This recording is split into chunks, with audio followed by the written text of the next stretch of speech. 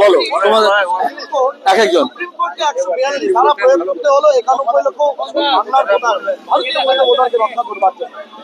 তাহলে আগে তো বিজেপি কে ক্ষমা চাইতে হবে, কারণ যাদেরই ভোটার লিস্টে নাম নেই, অ্যাডজুডিকেশন গেছে, বিজেপি কি বলেছে? এরা দেশদ্রোহী, রোহিঙ্গিয়া, জেহাদি, দেশ বিরোধী।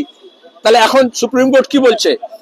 যে কেন্দ্র এবং রাজ্য সরকারের অফিসাররা অপদার্থ, তারা ভোটার লিস্ট নাম ঠিক মতো করেনি, সামান্য বানানের ভুল বা ডকুমেন্টস দেওয়া আছে সেগুলো লোড করেনি।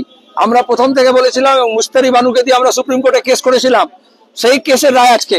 তাহলে এখনো অনেকের নাম অ্যাডজুডিকেশনে আছে এবং ট্রাইব্যুনালে গেছে। তাহলে ট্রাইব্যুনাল ঠিক সময় যদি কাজ শুরু করতো, ইলেকশন কমিশন যদি ঠিক সময় কাজ শুরু করতো, অ্যাডজুডিকেশন যদি ঠিক মতো হতো, তাহলে এত লোকের তো এত বিপদ হতো না। নির্বাচন কমিশন নির্যাতন কমিশন হয়েছে কারণ আরএসএস এর রাজনীতি করার জন্য। আরএসএস প্রথম থেকে বলেছে সব বাংলাদেশি ভরে গেছে।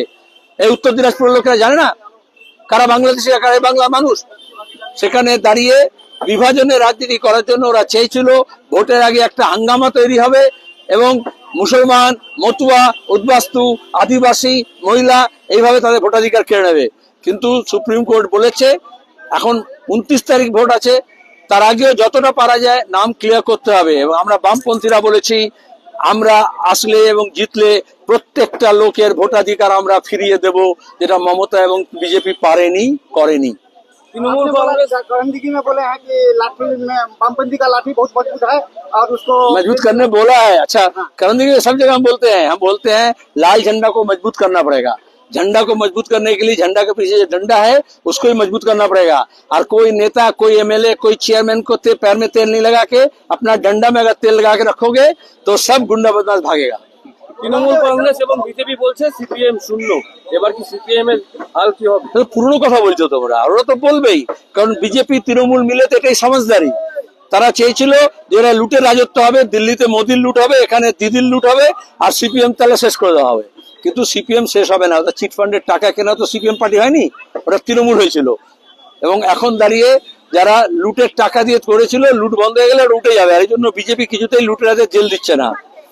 আবাসন কেলেঙ্কারি, 100 দিনের কাজের কেলেঙ্কারি, যত রকমের চিট ফান্ডের কেলেঙ্কারি, শিক্ষক নিয়োগের কেলেঙ্কারি, কোন বিজেপির কোন সেন্ট্রাল গভর্নমেন্টের কোন এজেন্সি কোন অপরাধীকে শাস্তি দিয়েছে? আরজি করেন নির্যাতন হয়েছে, হত্যা হয়েছে, ধর্ষণ হয়েছে, তাও বলেছে না খাতা না বহি যে মমতা কহে সো সহি। কারণ মোহন ভাগবত বলে দিয়েছেন মমতা যা করবে ওটাকে সমর্থন করবেন। আসলে আরএসএস এরই দুটো পার্টি, একটা বিজেপি একটা তৃণমূল। যেটা হচ্ছে মুখ্যমন্ত্রী মমতা বন্দ্যোপাধ্যায় এখানে সভা করে গেছে, করিম চৌধুরীর প্রসঙ্গে আপনিও বললেন, এই যে করিম আবেগ, এটাই আমি আবেগ নিয়ে তো কথা বলিনি। আমি বললাম যারা পুরনো তৃণমূল ছিল তাদেরকে ঘাস কাটছে আর বাকিরা ফুল নিয়ে বিজেপির সঙ্গে চলে গেছে বড় ফুলে।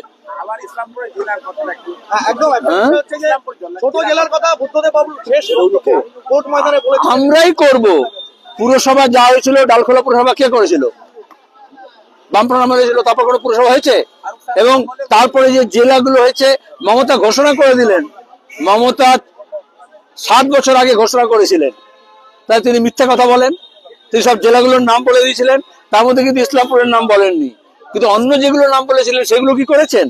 তিনি দক্ষিণ চব্বিশ পরগনা, উত্তর চব্বিশ পরগনা সব জেলা ভাগ করার কথা বলেছিলেন, কিন্তু আসলে করেননি। করার জন্য লোক লাগে, চোর লাগে না। চোরদের তাড়ালে করার মতো লোকরা আসলে আমরা সে কাজ করবো। আমরা দাবি করেছি ইলেকশন কমিশনের কাছে, এখানকার এসপি কেও বলবো যে সমস্ত তল্লাশি চালিয়ে বেআইনি অস্ত্র মজুত, বেআইনি বোমা মজুত এবং যারা করছে, কারা করে জানা নেই, কারা মস্তানি করে, কারা গুন্ডামি করে, কারা ভোট লুট করে, পঞ্চায়েত নির্বাচনে কারা কোথায় ভোট লুট করেছিল তাদেরকে গ্রেফতার করতে হবে, আগেই তুলে নিতে হবে প্রিএমটিভ, এবং সমস্ত বোমা এবং বন্দুক উদ্ধার করতে হবে। এই ইসলামপুরে প্রত্যেক ভোটের সময় বাচ্চাদের কখনো হাত উড়ে যায়, কখনো পা উড়ে যায়, কারণ বোমাগুলো এদিক ওদিক শুকোতে দেয়, ওতে পরে ফেলে দেয়, জঞ্জালে ফেলে দেয়। আমরা চাই না কোনো শিশুর মৃত্যু হোক বা কোনো শিশুর অঙ্গহানি হোক, এবং সেই জন্য দাঁড়িয়ে এটা এসপি এবং ইলেকশন কমিশনের দায়িত্ব, শুধু বড় বড় কথা নয়, সমস্ত বোমা এবং বন্দুক উদ্ধার করতে হবে। তৃণমূলের সঙ্গে পাল্লা দিয়ে বিজেপিও প্রতিশ্রুতির বন্যা পাচ্ছে। উত্তরবঙ্গে এইমস, আইআইএমসি, তারপরে হচ্ছে আপনার হচ্ছে আইটি কলেজ, আইআইটি। আচ্ছা, এটা তো মিথ্যে কথা, তো পরিষ্কার বুঝতে পারছো, বন্যা নয়। যখন উত্তরবঙ্গে বন্যা হলো তখন জাতীয় পর্যায়ে ঘোষণা করলো না কেন বিজেপি?